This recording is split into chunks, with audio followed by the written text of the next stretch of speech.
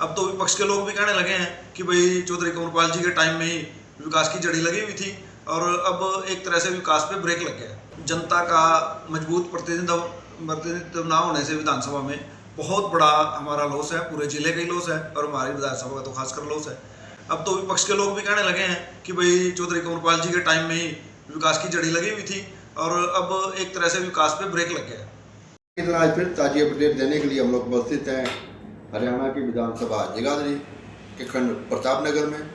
हमारे साथ उपस्थित है आपके जाने पहचाने प्रसिद्ध समाज सेवी चौधरी वीरेंद्र गुलाबगढ़ जी, जो चेयरमैन हैं ब्लॉक समिति प्रतापनगर से और पंचायती राज के जिला संयोजक हैं भाजपा के, साथ साथ ब्लॉक समिति पंचायत समिति के चेयरमैन हैं। आइए करते हैं बातचीत। सबसे पहले ब्लॉक समिति को लेकर इस समय क्षेत्र में किस प्रकार के कार्य हो रहे हैं, क्या हर वार्ड में बिना भेदभाव के विकास कार्यों को प्राथमिकता दी जा रही है? हमारे भाई चौधरी वीरेंद्र गुलाबगढ़ जी हाँ जी बिल्कुल भामरे जी, पहले तो राष्ट्रीय कदम की टीम का मैं अपने आने पर हार्दिक स्वागत और धन्यवाद करता हूँ। तो जैसा कि आपने बोला कि ब्लॉक समिति में समान रूप से विकास कार्य हो रहे हैं। पिछले बार मुझे सौभाग्य मिला हमारे परिवार को पंचायत समिति चेयरमैन बनने का छिछोरली से, और इस बार दोबारा फिर जनता ने और भारतीय जनता पार्टी ने मुझे इस लायक समझा और हमें दोबारा प्रतापनगर का भी प्रतिनिधि बनने का अवसर दिया। और मैंने पहले भी समान रूप से हमने कार्य करवाए हैं, इस बार भी हर एक वार्ड में समान रूप से विकास कार्य हो रहे हैं। चेयरमैन साहब, संगठन को लेकर मैं जानकारी चाहूँगा आपसे, विशेष तौर पंचायती राज में संगठन किस प्रकार की भूमिका अदा कर रहा है? देखो, जैसा कि ये नाम से ही विदित है, पंचायती राज प्रकोष्ठ है ये जो मेरे पास जिम्मेदारी दी गई है, तो इसमें हम पंचायती राज को कैसे सशक्त और सुदृढ़ बनाया जाए इसके बारे में पार्टी सोचती है और पार्टी को हम समय समय पर अच्छे सुझाव देते हैं। चेयरमैन साहब, बात करते हैं स्थानीय राजनीति की। ठीक है, अब यहाँ पर हमारे मंत्री जी यहाँ से विधायक रहे हैं, कार्य चलते रहे हैं, अब विपक्ष की यहाँ से विधायक हैं। क्या विकास कार्य पहले की तरह चल रहे हैं या रुके हैं? किस प्रकार के विकास कार्यों पर असर पड़ा है जिसकी सरकार है उसका विधायक न होने से? ये देखो, जनता का मजबूत प्रतिनिधित्व ना होने से विधानसभा में बहुत बड़ा हमारा लॉस है, पूरे जिले का ही लॉस है और हमारी विधानसभा का तो खासकर लॉस है। अब तो विपक्ष के लोग भी कहने लगे हैं कि भाई चौधरी कंवरपाल जी के टाइम में ही विकास की जड़ी लगी हुई थी और अब एक तरह से विकास पे ब्रेक लग गया।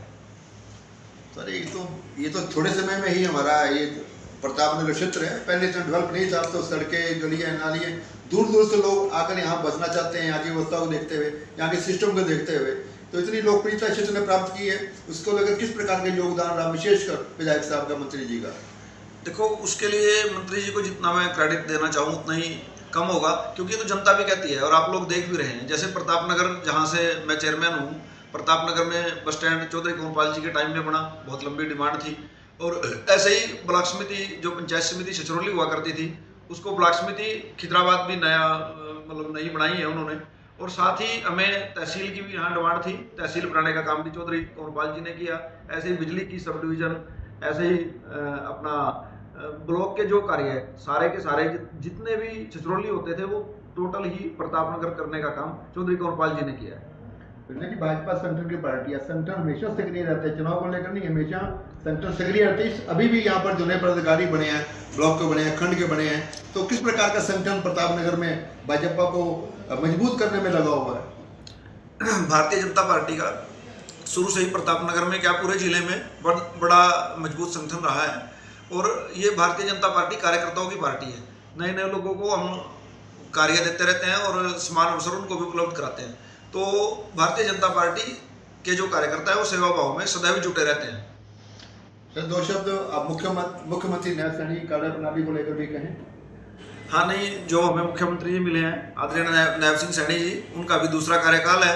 तो जब से वो आए हैं तो कार्यकर्ता बहुत खुश है और वो बड़ी तन्मयता और मेहनत से, लगन से हरियाणा को शिखर पर पहुंचाने के लिए कार्यरत है। सर, आप यहाँ के मुख्य लोग, ऐसी कौन सी बड़ी समस्या है जिसका समाधान यहाँ जल्द होना चाहिए, चाहे वो सड़कों की है या मैं देखता हूँ तहसील में जाते हैं, वहाँ पर रास्ता ठीक नहीं है, आने जाने में दिक्कत होती है लोगों को। ऐसी कुछ समस्याएं, आम जनता की समस्याएं कौन सी है जिनका प्राथमिकता के आधार पर? देखो भामरे जी, जैसे कंवरपाल जी ने ब्लॉक की घोषणा करवा दी थी और बन भी गई, तो हमें ब्लॉक की बिल्डिंग की बड़ी जरूरत है। ऐसे ही हमने तहसील की बिल्डिंग की भी सख्त जरूरत है। ताकि जहाँ वो बिल्डिंग बनेगी वहीं हम रास्ते वगैरह को सुदृढ़ रूप से बना सकते हैं। क्योंकि ये जो हमारे पास बिल्डिंग है वो अस्थायी रूप से हमने बिजली बोर्ड से, बिजली महकमे से वो रेंट पे ली हुई है, तो तभी हम वहाँ उसका पूरी तरह से विकास नहीं कर पा रहे और जनता को भी दिक्कत आ रही है। तो मैं आपको विश्वास दिलाता हूँ, मैं चौधरी कंवरपाल जी से भी और अपनी आवाज़ उनको बोलूँगा कि भाई सैनी साहब से भी कहें, मुख्यमंत्री जी से भी कहें कि जल्दी से जल्दी हमारे यहाँ बिल्डिंग बन के तैयार होनी चाहिए। बहुत बहुत धन्यवाद चेयरमैन साहब, बहुत बहुत शुक्रिया।